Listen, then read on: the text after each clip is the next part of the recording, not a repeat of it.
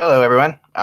We have a full panel today, so while we're getting a couple things together, Russ, I believe, has something he wants to share. Okay. Yeah, we'll talk about Manny Machado for a minute because it was kind of funny. In Philly, they showed a video of him coming into town, and he had a 4-hour meeting, and I laughed at it. I know you're laughing at Perla. I'm gonna have to put her out, I guess, but I laughed at it because it's like, I get all that, but they're competing with the Yankees, and growing up a Met fan, seeing other teams competing with the Yankees, if the Yankees just get close in money, it's not going to be much of a competition. So Philly, sorry to say that, but and for people who missed the video yesterday, it was absolutely perfect in terms of the mentality of the Philadelphia fan. A construction worker was chirping Manny Machado as he's walking into Citizens Bank Park, and he said, and I'm paraphrasing, "I dare you to sign with the Phillies." So, idiot, sorry.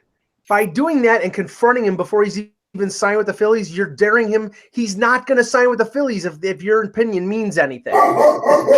Did the video include him spiking Jesus Aguilar and cruising around first base and only getting a single off a line drive off the wall? Yeah, you'd still want to have him on the Mets. Look, I said the Mets should sign him. Do I want to give him 10 years? No, but at 26, you can almost understand giving him a 10-year deal with opt-outs after years 3 and 6. So it's a shorter-term deal. I would look, as a Met fan, I would love to go after Machado, despite all the issues with his lack of hustle and everything else. Guy's an elite player, but he's a much better third baseman than he is a shortstop right now.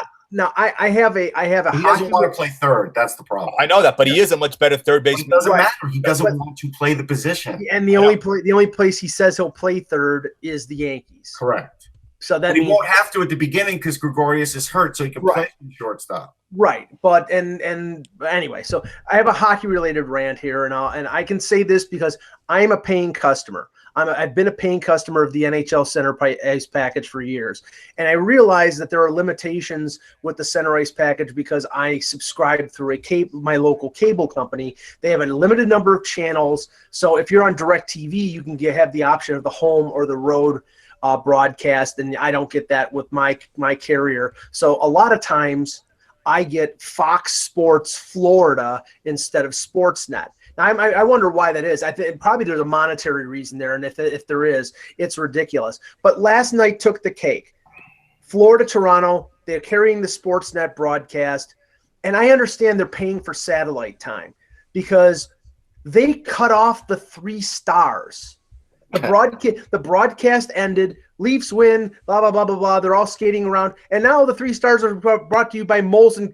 Click, and it ends. And I don't understand why they're always in such a hurry to get off these things. Oh, I know why. Because they want to promote their friggin' infomercial. They had to have the smokeless grill for a half hour with some chef who looks like he's eaten his complete inventory, and some lady who's probably been paid a couple $1,000s to eat this crap. It's absolutely ridiculous. No, I'm just saying. Mike, tell me how you feel. Don't hold anything back now. I'm paying $149 for it. And the funny thing is, 3 stars of the game. That's what 3 stars. The funny thing is, Jan, you switch the channel to the Pittsburgh, Minnesota game, and they're carrying the entire post-game show with Colby Armstrong and a couple other guys. But because it's a Canadian broadcast and it's probably a Canadian carrier, they can't get off of that broadcast quick enough. Well, Russ, let me ask you. You watch the Ranger stuff at MSG, and I think MSG does a good job. My big issue is I would like them to go to the press conferences when they're actually going on, as opposed to coming to them much later during the broadcast. Yeah, you're right. They talk about it, and then they go to it after the fact. I don't know why that is. I don't know why they is. That's because they press conferences can be god awful boring sometimes, and they're trying to see if there's anything. But what does it matter? It's 5-10 minutes. You're going to it anyway. You're not going to it. You're showing it anyway. Yeah, you're going to watch the press conference. Chances are. Yeah, I don't want to listen to Anson Carter. I'll listen to Valaket. I don't particularly love hearing Carter. I like hearing Valaket, but Valaket can come on after the press conference and do everything he's going to do as opposed to doing it before and then them going to the press conference later on. I don't disagree with that. I mean, Peter, if I'm watching the Winnipeg Jets game, I want to see the post game with Paul Maurice because I love his sort of, understated, sarcastic, sarcastic sense of humor, and it comes out in the press conferences. But instead, we get to watch the Shark vacuum cleaner. Well, the other problem is too, Yes. when you get the press conference after, you wonder if it's been edited too. Right. That's what I'm Which- thinking. Which is why I go online later on, because usually MSG Networks tweets it out, or the Rangers end up tweeting it out, and I get the whole press conference. Is why I usually put it into when I do my blogs, because he does say some interesting stuff, Quinn. And he'll actually, not as good as Tortorella the other day, basically finding the guy for his phone going off, which was awesome. But he's still pretty good, Quinn. When the Jets first came back, the TSN was right in they launched TSN Jets, so you just had this TSN channel here. Right. And right after the game, they would go live into the dressing room once it was opened up, and then they just carry the whole press conference. It was awesome, unedited, just totally raw. Yeah. And then when the channels all came out, all the other 4 channels, they just put it on there, and it was dropped. It was such a drop in access and quality of content for the Jets. Mm-hmm. And, you remember some of those great Claude Noel quotes. I mean, they were brilliant. Maybe not such a brilliant coach, but man, the guy was a quote machine. Right. And, Paul Maurice has some super interesting stuff to say, and you get abridged versions of it now. And it's too bad. And I know the Leafs used to carry the Babcock press conference on their website. They used to stream it live. They don't do that anymore. I'm not sure why, but I believe, and I don't have access to Sportsnet and TSN, but I believe Sportsnet and TSN, after the game, they go to like a highlights package, or they go to like a news show, and they'll go to Babcock's press conference to cover it, because it's only 3 minutes long and people are interested. But God forbid you can't see that on the center ice package, because we got to find out how to make salmon on a smokeless friggin' grill. Hey, there are things that are important. Maybe that's not the most important, but I mean, again, look, I'm one of those firm believers. I'm not a salmon eater either. I think Mike hates salmon. I don't know. Yeah, I like salmon. I'm gonna actually have salmon tonight. Oh, okay. Are you gonna use the grill? No, I'm gonna use a cast iron pan. Okay. That's the way to do it. Cast iron. That's right. All right, let's get started, should we? Wait, we have it? Here ended my rant. Yes, there ends the rant. Okay, here we go. All right, hello, Hockey World. It is Friday, December 21st, 2018. I'm pissed off Michael Agello. Yeah, whatever, right, Chillos. I'm Jan Levine, listening at an angry Michael Agello. I'm Peter Tessier. That's it. Way to go, Pete.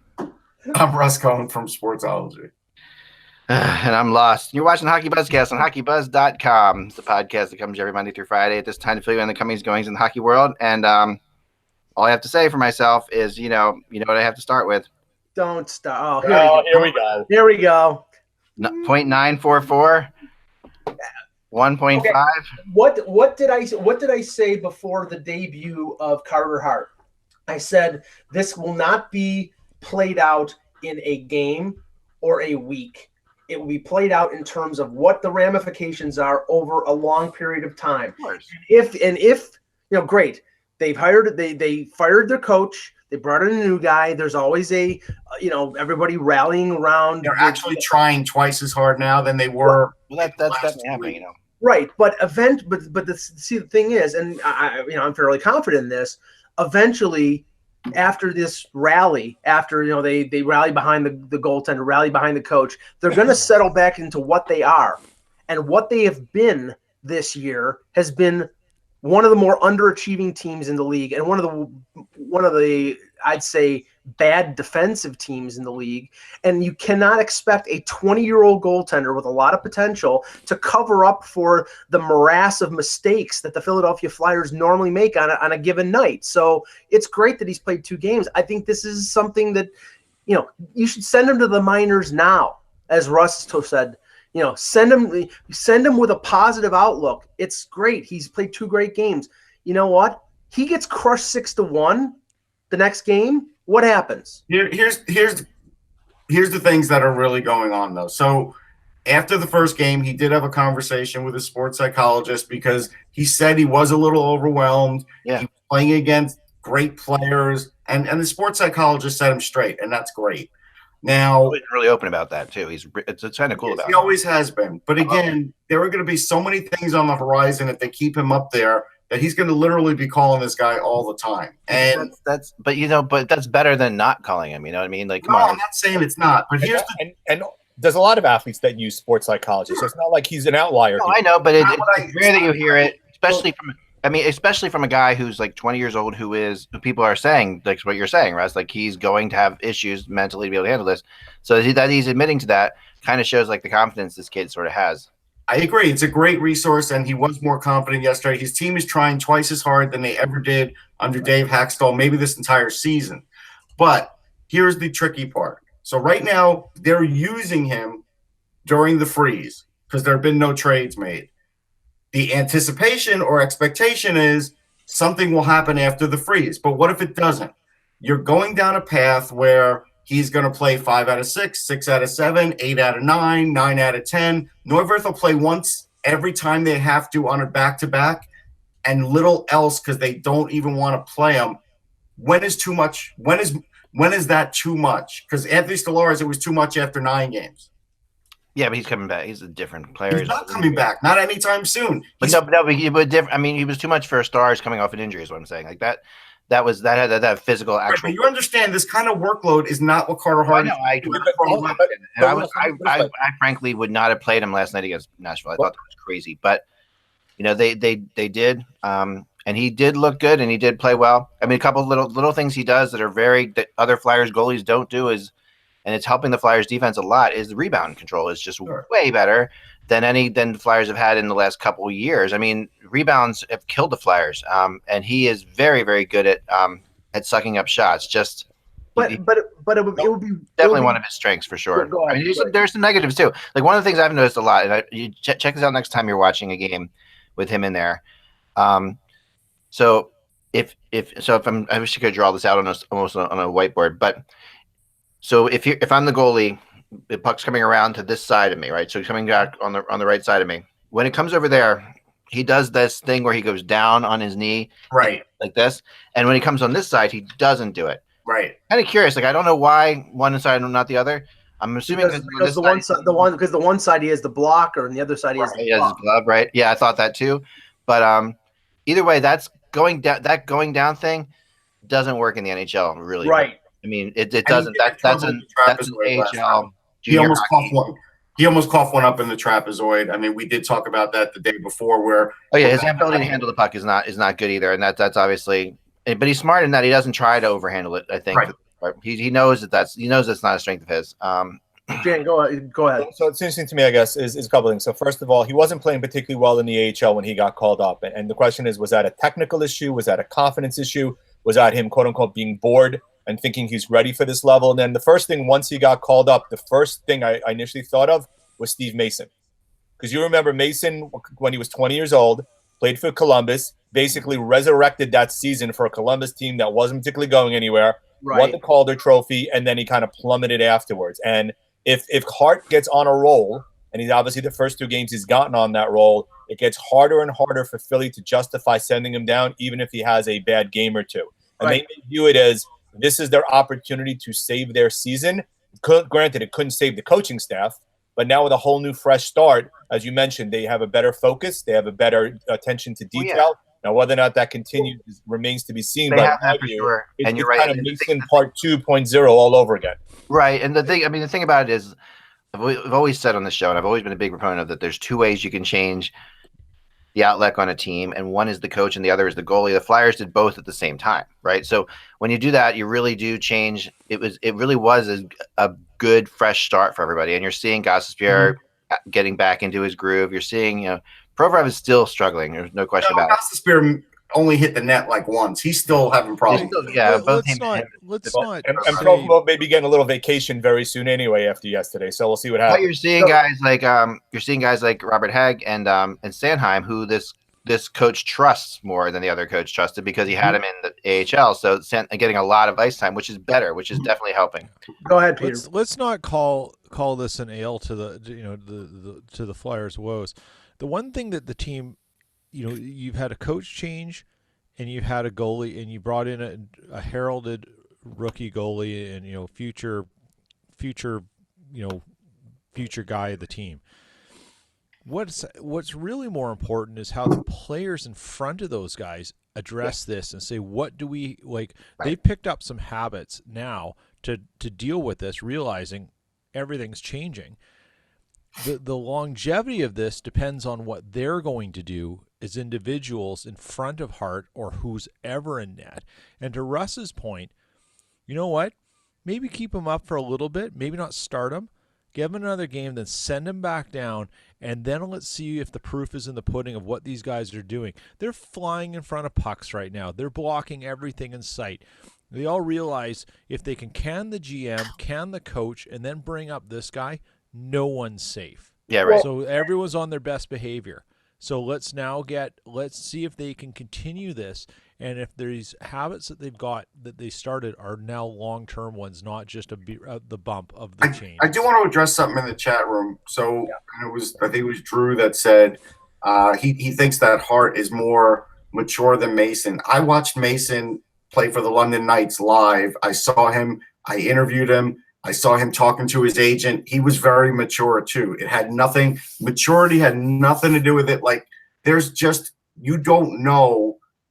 A guy could look totally mature and look great and calm and great one year, and then you don't know what happens the next year. It's just something that nobody can explain. I mean, for whatever. I mean, I didn't know Mason as a younger kid, but Mason turned into kind of a bitter older guy. No, but that took that was after Columbus misused him for years on end.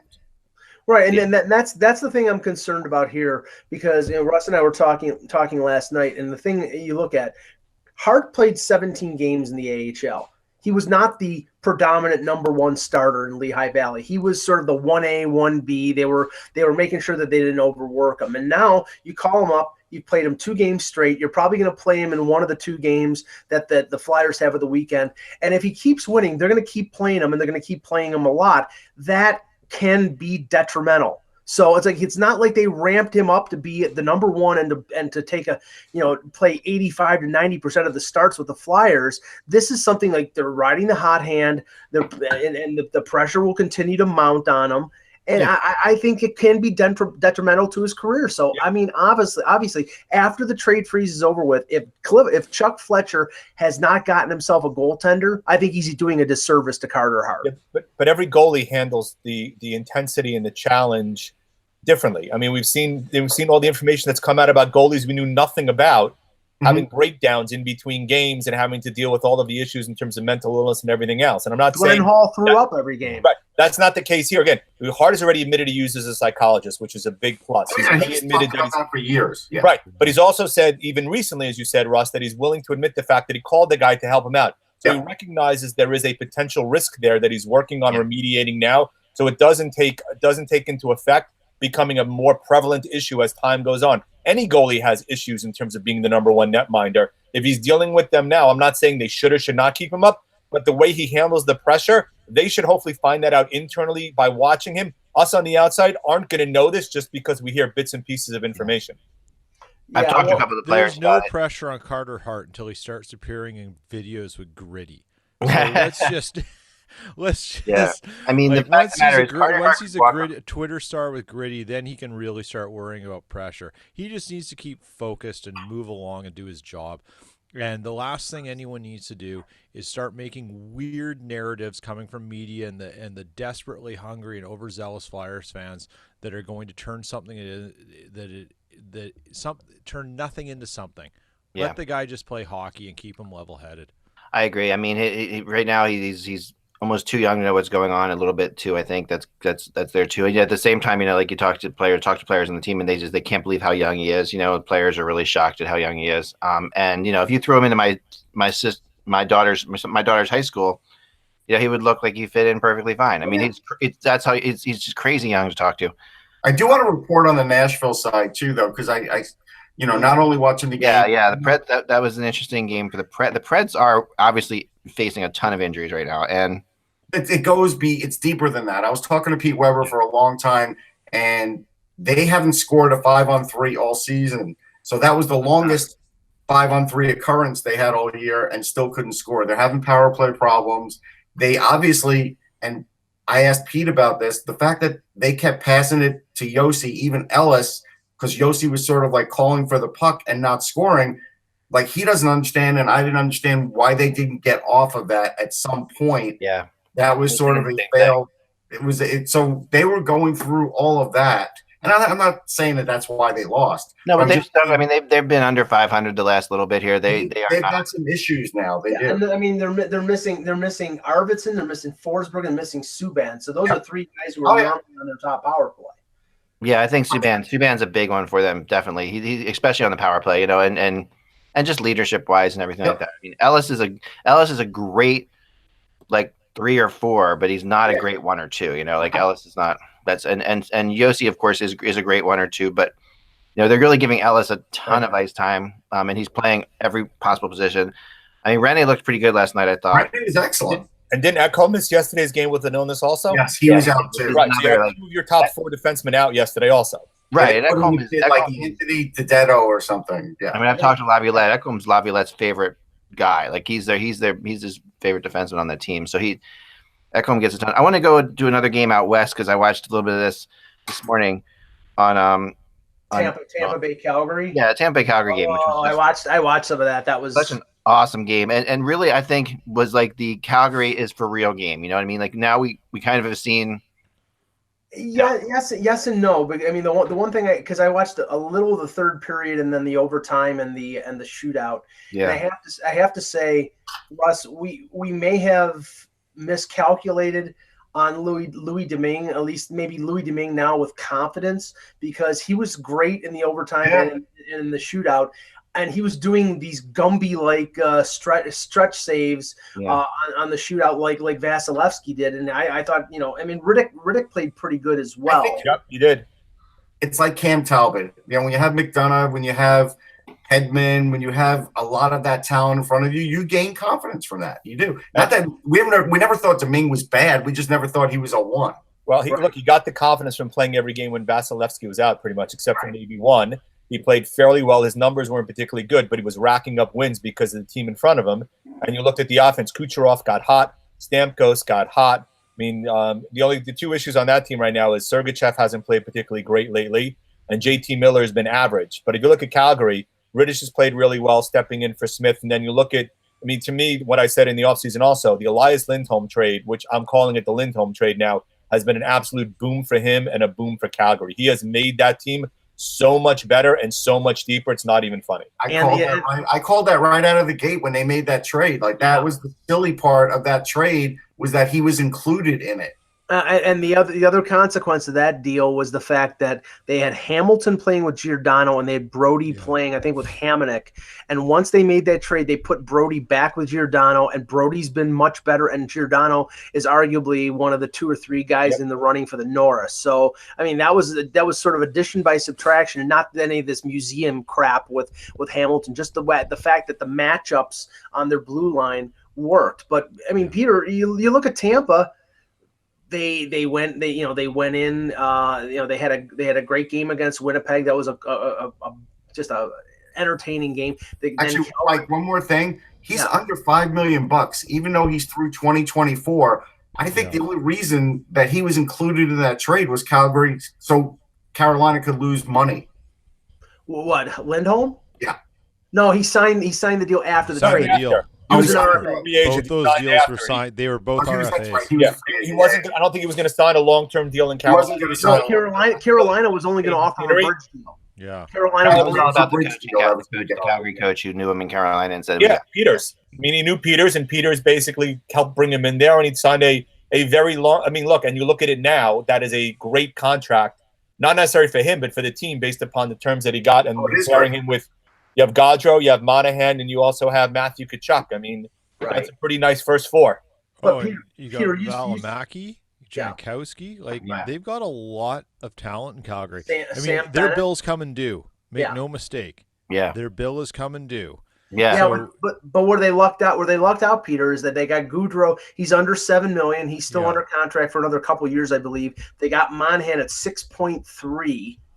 So they, Monahan is just as, Monahan's in the same league. Monahan's great. Monahan's phenomenal. The big thing is the Neal contract hasn't worked out, because to me that's looking like a big bust of a deal right now. Who's I'm sorry? James Neal.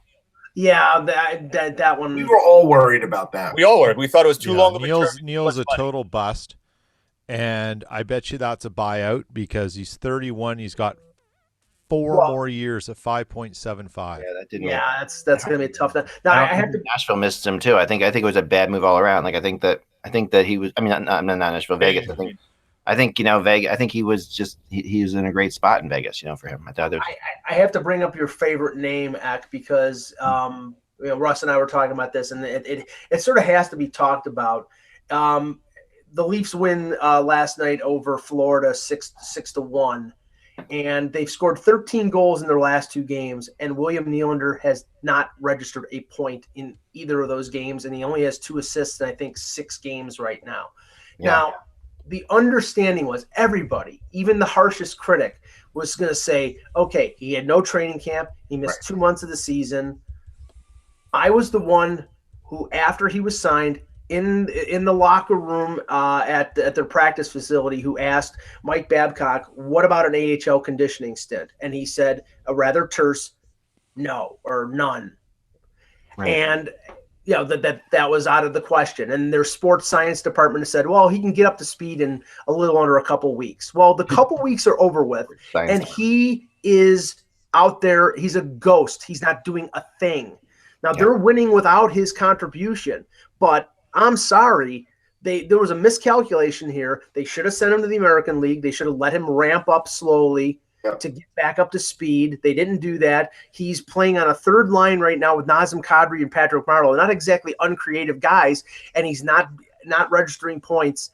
Russ, I think this was a miscalculation. They should have sent him to the AHL. It was. I thought for sure they were going to do it, and I remember saying to you offline, in this day and age, it doesn't matter what player you are. You can't replicate not playing. You could skate around with a college team. You could go and work out every day, but you're not playing. You're not riding the bike after the game. Your heart's not racing the same way. You can't do it. And let's face it, the Nylanders have never been workout freaks to begin with. Right. So you couple those two things, and now you're looking at a lengthy delay in what would be his offense.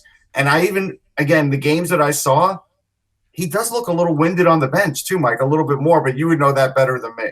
Well, all I know is that Joe Bowen, who's the play-by-play announcer for the Leafs, was on one of their morning shows today, and he says, Nylander really has to ramp up his effort. And I'm like, Russ, how many times have we talked about Nylander's, either his dad or William, in terms of like one day he's great and he's, the best player on the ice, and then it's like Alexei Kovalev. He's like he's there and then he's not there. Yeah, and Alex Nylander saying, it was a little unfair. That's a concern. He's not his dad. He's definitely. I mean, the holdout was very similar to something his dad would do, but he's not his dad. I think that it's hard to. Yeah, and I think there's his dad was a very talented player. I think it's not just a matter of coming in and not being in shape. It's also a matter of coming in with the pressure of, I wasn't here for such a long time, made such a big deal out of it, got so much money, and now I'm supposed to do something. That also is really. Do you really think if Austin Matthews had a layoff, and he's had them when he's gotten injured, even if he signed a new deal, there would be a slowdown in his offense? I don't. Well, no, but he's awesome. Different personalities and different type of players. Yeah, Ross. He's just. I mean, he's. But I'm just saying that's where I'm saying. I get what Eck is saying, but I think this is really about fitness. I do. And I'm not. Well, I see. I don't know. I don't know if it's about fitness. All I know is I made a joke yesterday on Twitter. I says obviously they don't sell Rust-Oleum in Sweden because he's the iron oxide on his game still is they're flaking off of him. It's just he just doesn't seem engaged. And honestly, when you have. They're lucky in the respect that Tavares and Matthews and Marner and Morgan Riley and Kadri are carrying the ball, but eventually they're going to need Nylander to kick it in. And I mean, I think that everybody expected there to be a little bit of a slow ramp up, but there hasn't been a ramp up. There hasn't been anything. Now, maybe eventually he just breaks out and scores 2 goals and 2 assists. That's what I'm thinking. If he has that one big game, and that's what's basically set him off to get on a hot streak, in my opinion. I think he's playing the right guys. He may be stick too hard. He may be thinking too much on the ice. He may be trying to do too much to justify the contract, because as you said, all of the rationale and the reason, he's the one who put the pressure directly on himself by the holdout, by the deal, by signing just before the deadline. I agree with you. They probably should have given him a lot longer of a window to get ready, because of the fact the team was playing well enough, and now he and the team are both suffering because. Well, let's also another reason I think it's fitness. He would play 11 minutes and 37 seconds last night. Yeah. Yeah. You know what? These things happen for a lot of reasons. There's fitness. It's also timing. Yes. Like, you got to remember now, he might be able to skate up and down the ice perfectly fine, but you're not seeing things. You can't train for games without playing games in there, right? Right. We've seen it before. It just happens, and guys go through weird things. And a comparable to Nylander, at least is how some used to say it when they're talking contract, was Nick Ehlers. Ehlers had a lousy start to the season, couldn't buy a goal, and he wasn't shooting, wasn't doing a whole bunch of things. Now the guy's on pace for 33 goals. And it'll come with Nylander. It's just he's got to find where he fits in, and the team's evolved. He's come in a third of the way into the season, and the team's evolved a bit. It's grown a bit. It's changed from when he last suited up for the Leafs, which was a playoff loss. Well, Need I remind you? Yes. And No. now they're different. In each year, and I believe Paul Maurice he said this about the Jets this year. And I believe it's the same case for a team like the Leafs with a lot of young stars and talent. Each year, you got to redefine your own identity. Right. You got to redefine who you are. So those guys have done it. Nylander wasn't a part of it. He's thinking he's playing like last year. It's changed, and it's going to take him time to catch up. But and to that point, Peter, it's like at the point that he was signed, they had learned to play without him. Exactly. They Janssen and Kapanen had taken over, sort of filled the role that he had.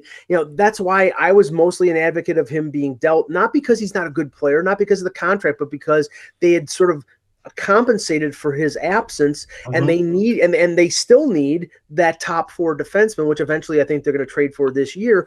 But now you have and granted, it's a 6 or 7 game window, and we're talking about, we'll see what he does after 20 to 25 games. But if you tried to trade William Nylander now based on how he's playing, and that general managers would use that as a means to lowering, saying, well, he's good, but I need something more because he's not playing that well. Well, I mean, you could have traded him while he was in the midst of the negotiation and gotten a top four defenseman. So, I mean, we'll see. We'll see. I mean, I personally still think that next summer he's going to be the guy that gets moved out when Marner and Matthews get paid. I have a few friendly bets with a few other people that think that that's not the case, but I still think that that's the case, and we'll see. So anyway, I'm not sure where Ack went. Oh, okay. All right, let's talk about some of the other games in the league. Oh, I wanted to bring this up, though. Title the show, though, top 4 defensemen. Let's do that so we can do that. Well, I know it. I know I'm a one-note Charlie when it comes to. I just want to title the show that. That's all. As I said, we're marking this one down because we're including this on the list of ones where you've mentioned it. So. Yes, this is vodka on the rocks. I'm drinking because I said top 4 defensemen. There you go. All right. So other than the Leafs game last night and the Flyers game, which we talked about, the Bruins beat the Anaheim Ducks 3-1. The one thing that a lot of people are saying is they don't know how Anaheim is doing it right now. That they're doing it with smoke and mirrors. That they're Getzlaf is not the Getzlaf of old. They're without Fowler. Gibson is facing 40 shots on most nights, but they're still winning, and they're still in that Pacific Division mix. Well, I was on Duck Calls the other night, and we were talking a lot about the team. And the impression that I get and what I've seen, I've watched a fair amount of their games lately, is, first thing is definitely Gibson, right? It all starts through Gibson. But they've made some good trades recently. I mean, again, I was a fan of Marcus Pettersson, but they got Carter Rowney. And actually, he's a guy with a little bit of experience that walked in there and has done something for them. And I think these little trades by Bob Murray when he was going through these injuries that he had has really helped the team. Also, Richie's back, right? So that's a big thing. They still are a big team. They're a big, rugged team that can control the puck and can control the corners. And even though we love speed in this league, every once in a while when you face a team like that, like even the Flyers, when they were going up against Nashville in the corners, they were getting killed. Right. They won that game, so good for them, but they did pay a physical price. I think that's what happens when you play Anaheim now.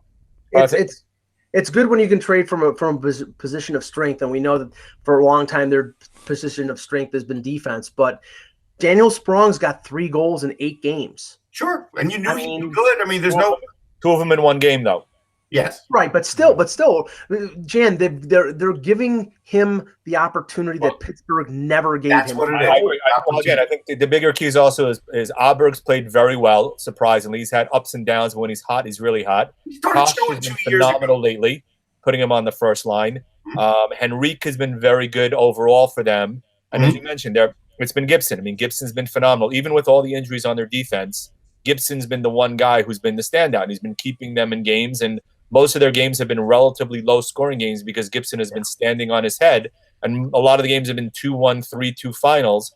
And you look when Raquel comes back and when Fowler comes back and the lineup gets a little bit lengthened, that's a team, in my opinion, out west, if Gibson continues to play as he had, that's going to be really dangerous down the stretch when they all get healthy. I'm still not sold on Kessler lasting the whole year based upon his injury history. Right. But Henrique and slotting him into the number 2 center spot may be the route to go, and then you slide Kessler down to the 3 spot and use him as a checking line center is probably a better course of action.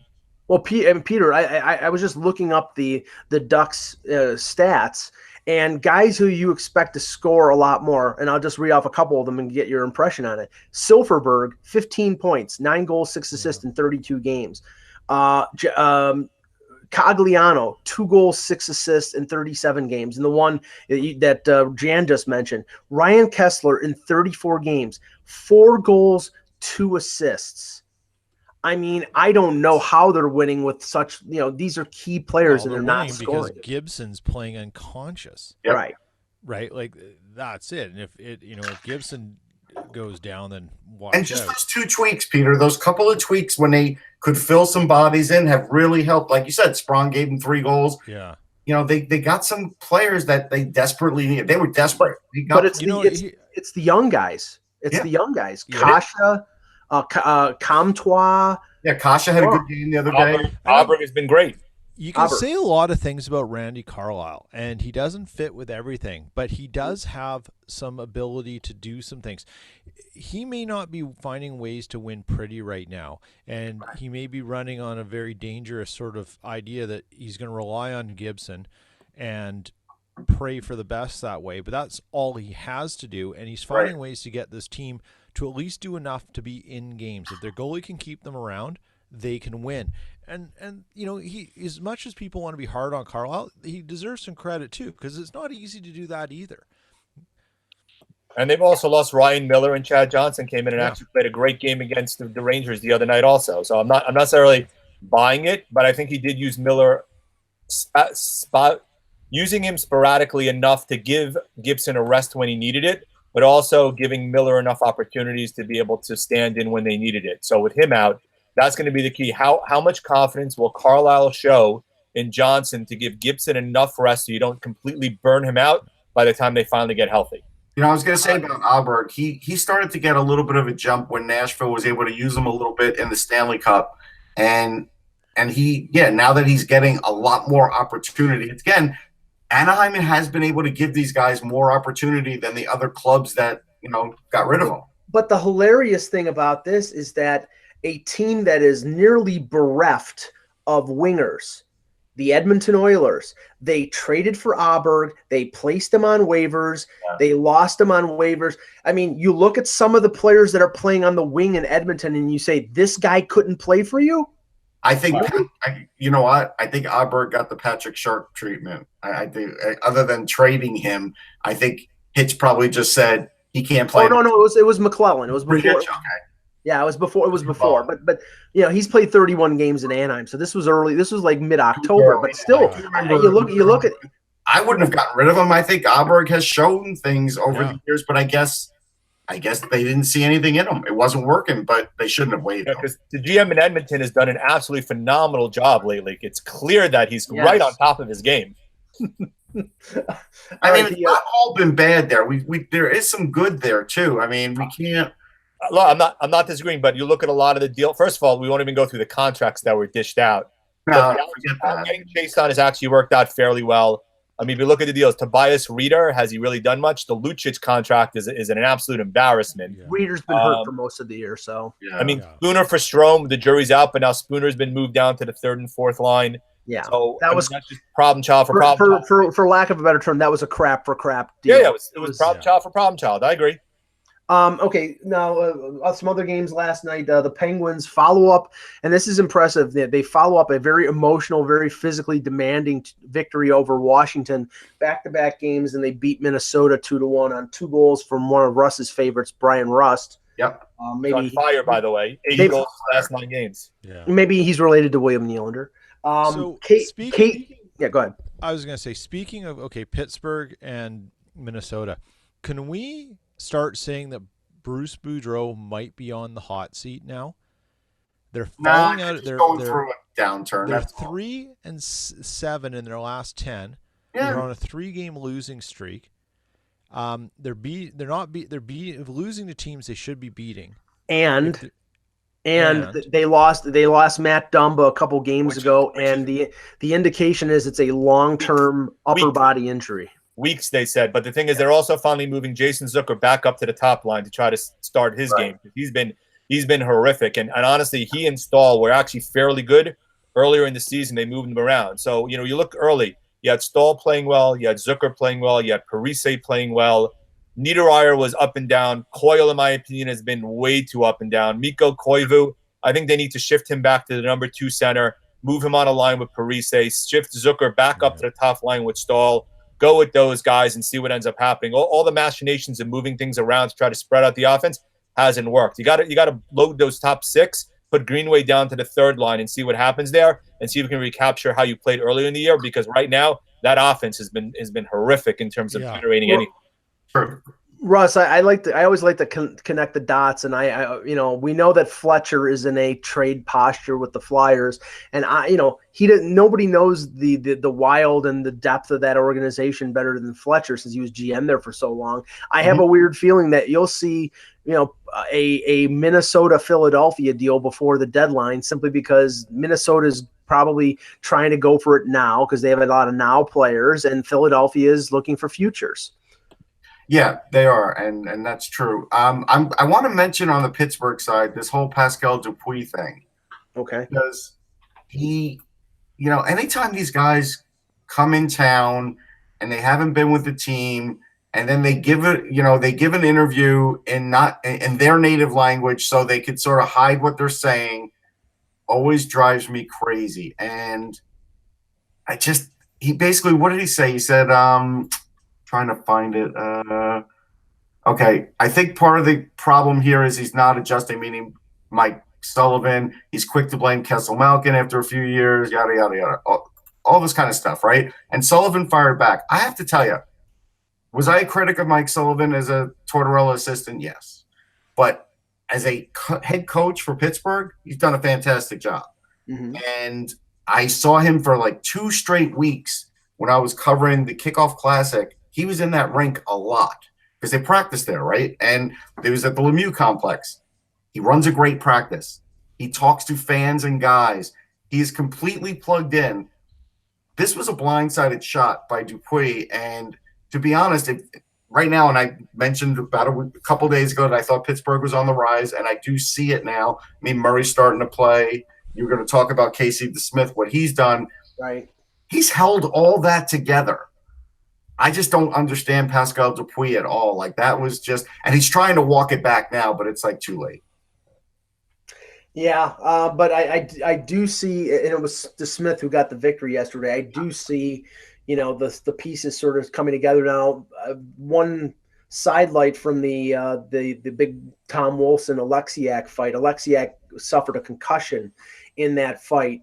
And, we know the uncertainty in terms of concussions and how long he could be out. And he's been a key for them on the blue line, because he's been when they got him from Dallas, I don't think anybody expected him to be anything more than a 6 or 7. And I think he's been better than that. And he's a big dude. But if he's out for a while, I mean, their defense has been a problem. Mata's not been the guy. Hornquist was out. Hornquist is a major player. And Hornquist is out as well. So, But wait, one other thing. So in the chat room, they said, they were talking about, apparently it's between, like, I only gave you a brief thing, but a possible rift between Malkin and Kessel. But again, Jordan and Pippen didn't get along well. Yeah, but this is let's just say this. The window on Phil Kessel is passing. I've heard this before. He was in Boston for 4 or 5 years and he had to get out. He was in Toronto for 4 or 5, so that it's 3 to 5 years, and after which, the dysfunction of Phil Kessel, there's no dysfunction with Phil Kessel. What I'd like to point out is he is an odd guy. Right, that's the dysfunction. But he's sort of like a hayseed. But that doesn't mean that he's bad for a team. Phil Kessel is a hockey savant, and you sort of have to deal with that as a team. But I don't think it's like a bad thing with Phil Kessel. And let's face it, Malkin has his own issues too. I mean, Malkin is headstrong. He always has been headstrong. So if these guys don't talk a lot, who cares? They just need to produce on the ice and not make everyone else rip each other's throats. Who cares if they don't go each other's Christmas party? It doesn't matter. Yeah. No, the Detroit and Carolina last night, two teams I seriously doubt, even though Detroit's got 35 points and is not like mathematically out of climbing back into the race. I don't think that you saw Detroit earlier this week, Russ. I don't think they're I think they're more likely to trade off the guys like Kronwall and Vanek at the deadline than what we learned is that in the warm-ups, what's his name? Mike Green? No, the goalie. For I'm sorry. Detroit. But Bernier or Jimmy Howard? Jimmy Howard, sorry.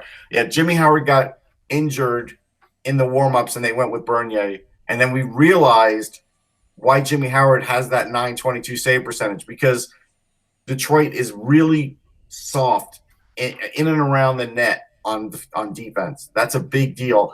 The fact that Larkin has some amazing stats this year on just in a lot of different categories. He's doing a lot of that on his own again, because they're like a 1.5 line team. They do have some skilled guys. I mean, Rasmussen looks good. I mean, Martin Ferk now is down on the 4th line, so he's just an occasional goal. They don't have a lot of firepower, and they don't have a lot from the blue line. That's like, Green's still out, right? So Chalowski has been pretty good. And they called up Philip Roenick. Yeah, and Roenick's okay. They just don't have enough. Well, I mean, this game, they faced their old compatriot, Peter Mrazek, who gave him an early Christmas gift by giving up 3 goals on 23 shots. And I think there was an empty netter mixed in there. But Mrazek is like a 4th or 5th starter in baseball. He comes in and he either plays at the average or below average. That's what he does.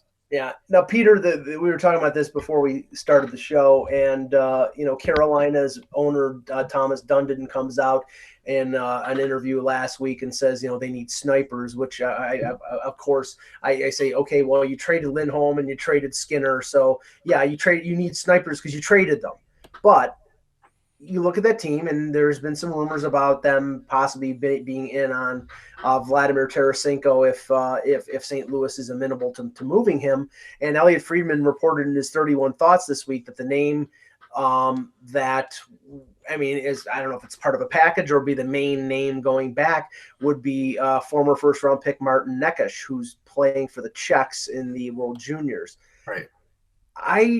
I'll go along with Russ here. I don't know whether that is enough. I would think it would have to be more. There'd have to be more than just Necas, even though I think he's a great prospect. You're talking about a dead certain 35 to 40 goal scorer in Tarasenko. Yeah, I think it's not enough at all. I mean, and I think knowing Dundon as we do, he'd probably want to shed some salary on the way back too if he's going to take on $7.5 million. Absolutely. So, right, where does that come from? Well, Justin Falk, maybe. Justin Falk. Yeah. Does it like Justin Williams because he's a UFA? No. But he's like he's the team captain. Somebody else brought up Justin Williams, and it's like, how can they trade? Well, they can trade him to anybody.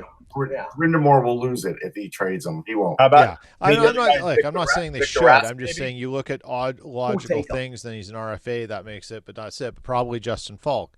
So, that's a good couple building pieces. And if you're getting Justin Falk, and you're St. Louis, what are you doing on your defense, right? It sort of is that the kind of chain effect for you. If you do get Justin Falk, that does open it for you to trade. Yeah, like that changes a few things. To trade Parayko or trade Pietrangelo. Yeah. Yeah. So we'll take some questions in the chat to finish out the show, but I wanted to ask Jan because regarding the Rangers, and the Rangers are doing better than I think anybody expected.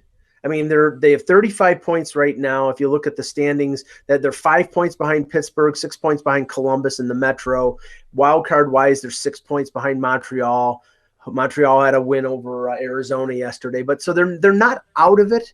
But the fact that they're that close in a year that everybody thought that not they were tanking, but that they weren't going to be that good and they would be more into the Hughes sweepstakes. I don't know where they're going in terms of Quinn and in terms of the direction as we approach the deadline. Are they going to trade their UFAs? Are they going to keep them? What are they going to do? I mean, it's been an interesting year, and Russ can probably weigh in just as well as I can. So they start off 3-7-1. You're not playing too badly, but you can't buy a win. Then you reel off a 9-1-1 stretch, and everything looks great. But we also know there's some underlying issues behind it in terms of still with puck possession and playing your own zone, and it's similar to Gibson playing great for Anaheim. You had Lundqvist playing great for the Rangers. Then you flip the switch again, and then they go 2-5-3 in their next 10. They've struggled on the road. I think they have 4-9 on the road with all 4 wins coming in shootouts right now. Maybe there's one more recently in there that I'm missing. It's a team that's still gaining confidence and learning the system under Quinn. He wants to be a fast puck possession, hard-hitting type of game, straight line type of a game, getting guys to get out of their mindset of pass first instead of shooting.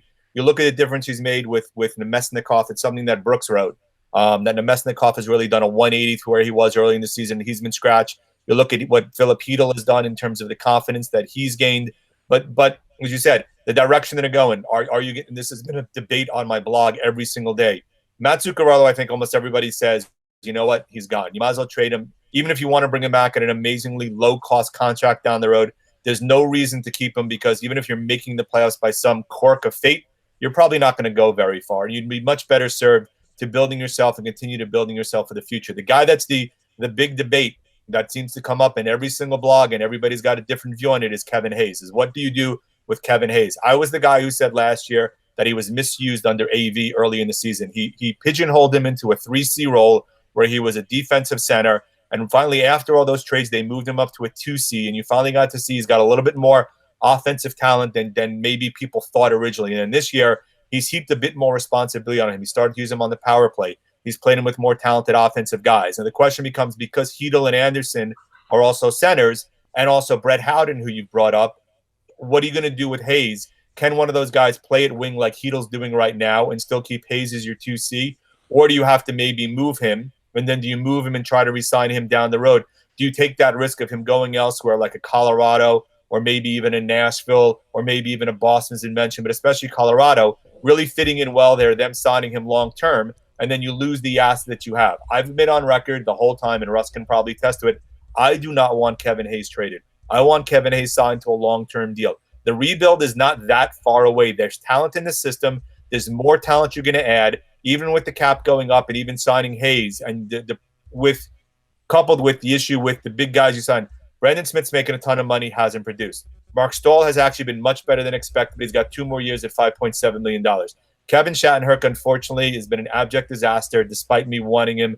And Brady Shea, I think he needs to stop hanging out with Jimmy VC and living with VC and with Kevin Hayes, because that hasn't worked out particularly well. But if you bring in a guy like a Panarin or a Stone, and you have Vitaly Kravtsov coming over next year, and you look at the top of that lineup with Kevin Hayes as your 2C, that's a pretty darn good lineup with Lundqvist with 2 more years under his contract. So I'm not of the mindset of getting rid of Hayes. I'm not of the mindset of basically trying to win this year. I think you do try to move a Zuccarello. You do try to move other guys, but you do try to keep Kevin Hayes for the long term. Well, then the question is in terms of how much you spend on Kevin Hayes. Now he's got 20. So I'm six. Let me ask Russ. He's got 27 points right now. He's making, I think, $5 million. What do you? I mean, what if you're re-signing him? What are you paying him? What's the term? I mean, I don't know if I would go more than $6 million a year on a 3 or 4 year deal, and he's probably going to want more in longer term. I mean, I would really only give him 6x4, but I still, no matter what, I would trade him and get the assets. If he really wants to come back, right, come back.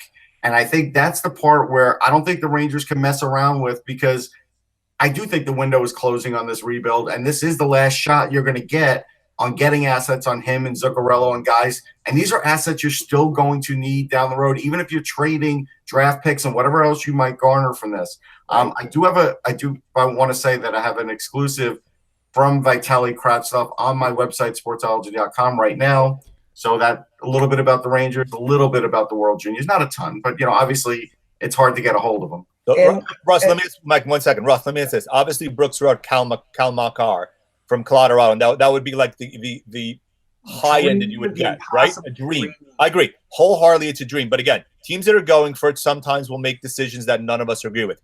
Yeah. What else are you trading Hayes for? If you're getting a middling return, are you still taking the risk that he doesn't come back just to get that middling return? Well, it won't be a middling return. It'll be pretty good. They'll get a first-round pick. They'll get a first-round pick, and that could be better than Kevin Hayes. We always have to look at that.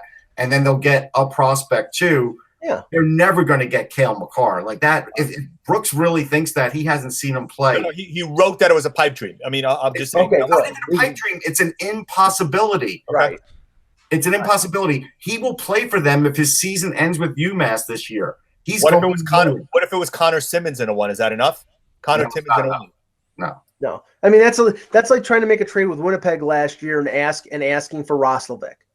And I think Makar is a better prospect than Roslovic. I mean, you're going to shoot the moon because you think the team is desperate. Colorado's got a chance, not a great chance, but I think they have a chance to come out of the West if everything happened the right way. But they're not going to give up their prize prospect in Makar. Dylan Gambrell, if you give me Dylan Gambrell and a first, I'll take that. Say that again, Russ? I said if you give me Dylan Gambrell and a first, I'll take that. Okay. Yeah. Okay, Russ, see if there are any questions in the chat. We'll take a couple. Jan, if you have to go, that's cool. We're just going to answer a few questions before we sign off. We'll probably be doing a show on Christmas Eve, and obviously we'll have Christmas Day off, and I'm not sure about Boxing Day, but we'll keep everybody informed regarding Christmas Day. I'll be at the movies. That's what Jews do. Yeah, eating Chinese food. I'm doing that on Christmas Eve, so you can eat my leftovers on Christmas Day. No, I'm getting that. I get myself. So Esmir brought up a quandary, and he was like, "How does Peter Mrazek have a job and Steve Mason doesn't?" It's simply because Mason has turned down some offers. Yes. We don't know why. We don't know if it's because he's like Rick Nash and he's not sure if he wants to come back, or if it's the perfect situation, or if it's term. We don't know. Have you looked at some of the goaltenders who are playing right now? Yeah. Honestly, that's why Peter Mrazek has a job, because there are other goaltenders out there who don't deserve to be in the NHL, but they are. All right, so Mike asked, Russ, do you think the Pens will keep Schultz on LTIR season to use his cap relief in a trade and then bring him back for the playoffs? Who's that? Justin Schultz. Oh. Justin Schultz. If it works out that way, they will, but I don't know if it's going to work out exactly that way. So that's going to be hard. I don't know if they're going to be able to maneuver that. I mean, look, and as you said, we talked, Russ, the other day, unless they're going to deal Hallander or Addison, they're not getting a big-time player back either. Right. They would – I think at this point, based on, what I believe, and I think they would trade Addison before they trade Hallander. That's what I think, because even though we all say, hey, the Penguins need defense, they always need forwards last minute, and Hallander is a guy that is pretty exceptional and bright and talented and can play a lot of different positions. He can play literally every position on offense. So based on that, I think he's too valuable because he'll end up being in the lineup sooner than later. So I don't put anything past Jim Rutherford. I won't be surprised if the Penguins do anything. I mean, I'm not disagreeing with that. I'm just saying, again, for them to get a big-time player, obviously they've already made their move getting, the Pearson for Hagelin deal, which Pearson hasn't played particularly well the last couple of weeks. He had a nice little initial blush. Well, Hagelin's hurt, so he's playing better. It was a nice addition to lengthen the lineup. If you're going to get a quote-unquote difference maker, those are the two guys that everybody's going to want for a difference maker. And the difference. Let me give you a scenario. Okay.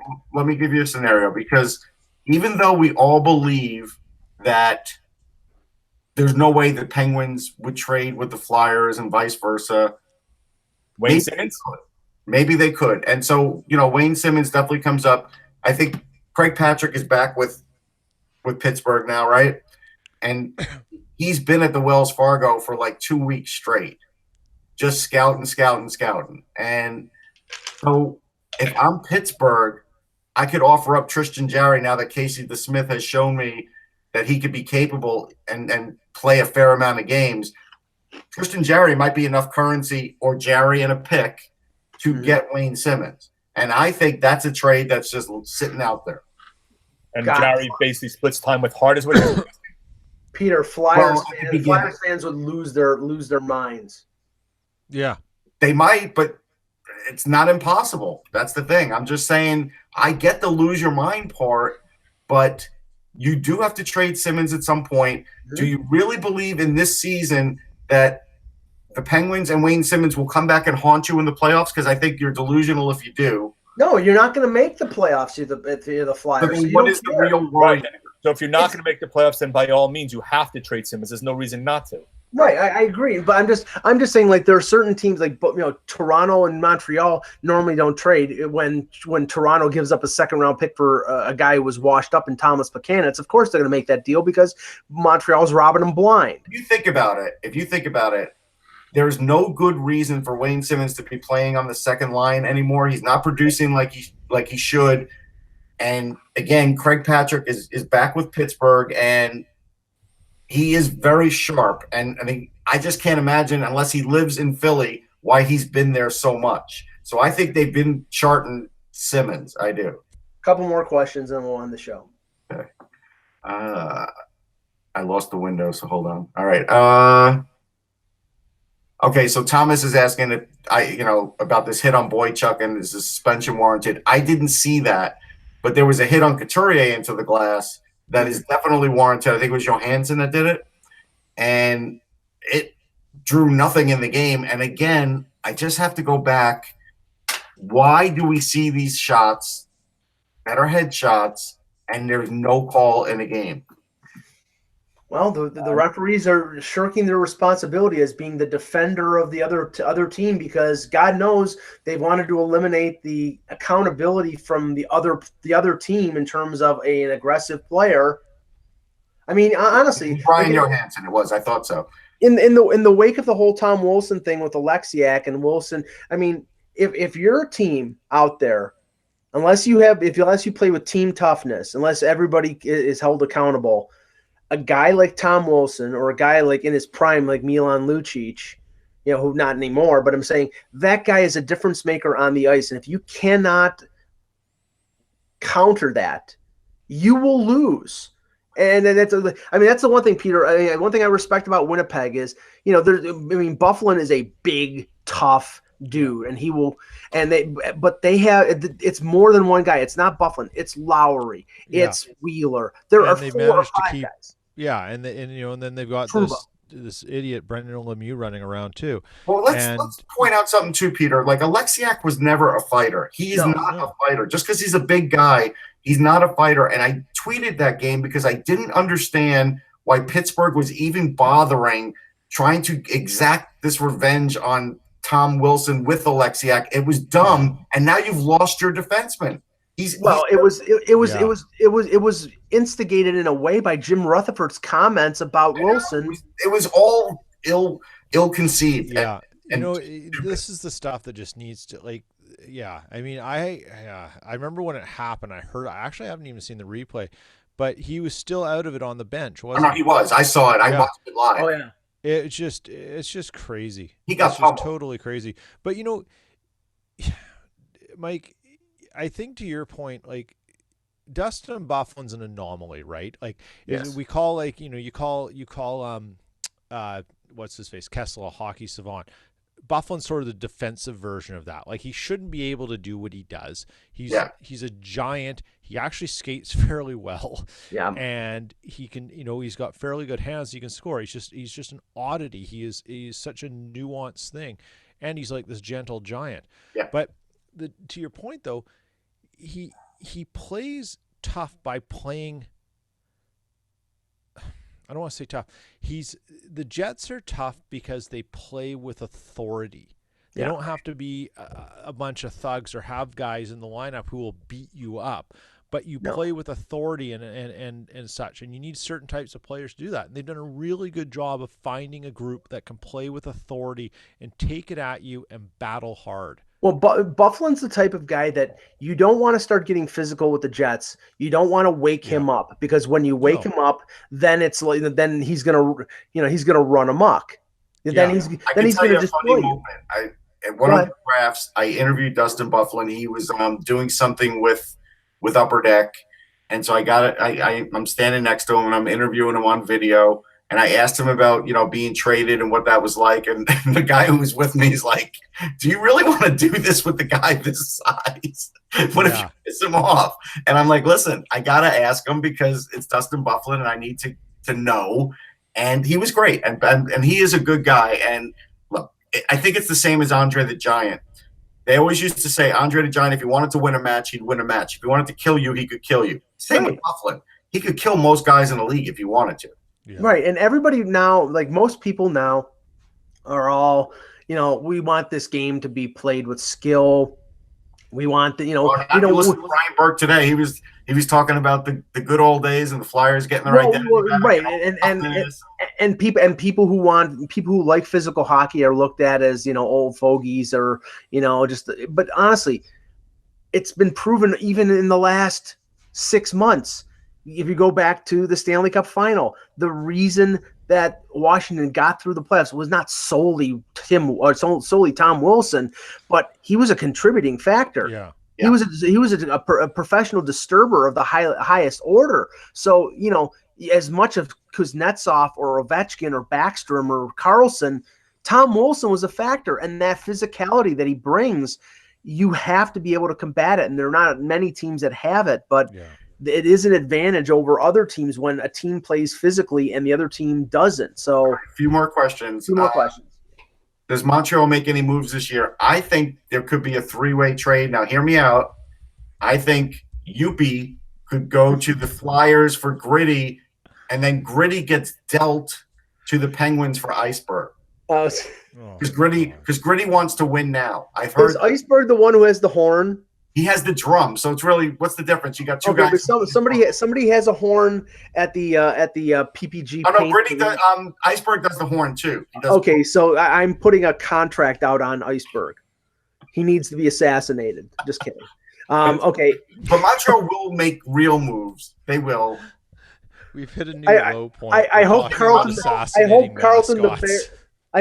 the Bear is a polar bear, so I hope he climbs on Iceberg and relieves himself. I mean, I think Montreal might trade Warren Cromartie. They might. No, Rusty Staub. Come on. Now, in all seriousness, rest in peace, Rusty. In all seriousness, if Montreal does make a trade, it'll be for offense because they don't have much, right? And they need it. But I don't know what they're giving up. I mean, are they going to give up their one? Are they going to give up a Juleson or a Victor Mete? I don't think so. So there's a rumor that T2 983, is saying that Montreal's eyeing Nick Leddy. What would it take? The Islanders aren't trading Nick Leddy. The Islanders are in the playoff race. They're not going to leave up Nick Leddy. I just want to mention something about them being in a playoff race really quick because I've been having conversations and I mentioned a long time ago. I remember when Eck fought me about Barclays, and we're past all that. But the fact that the Islanders are just playing more games at the Coliseum now, I was told could mean like 5 points in the standings, and so that is another reason why you're going to see the Islanders play all their games at the Coliseum next year. Because it's a belief that they could maybe get 10 more points in the standings just from the guys not having to travel, going through traffic, just to go to practice and being able to actually practice at their practice place all the time and not have it be a weird setup. where you have to stay in a hotel until you go play at your own home rink. Like, so I think that's a big thing, but I don't think they'll trade Letty because they are in the midst of it. And so right now, why would they do that? One more question. One more question. All right, this is the one. We all can answer this. Kevin Hamilton, which underachieving team will have a big second half? That's a good one. Pittsburgh. Yeah, but we can't count Pittsburgh. I take them out of it because they're already doing better. This one's going to take some guts. Okay, let me consult the NHL standings as we're looking right now. Thinking about it and thinking about records and thinking about schedules and thinking about all things. Well, okay, they're outside of the playoffs looking in right now, so I'll say the Dallas Stars. Well, I mean, I could be really easy and say Minnesota because they're on the outside looking in, but I'll just go with that. I'm going to say Minnesota because I do believe they'll turn it around. They're going through a little dip right now. I'm not worried about them. I'm not. Yeah, I'm. Somebody may laugh, but I think Marc-Andre Fleury may deserve some heart votes.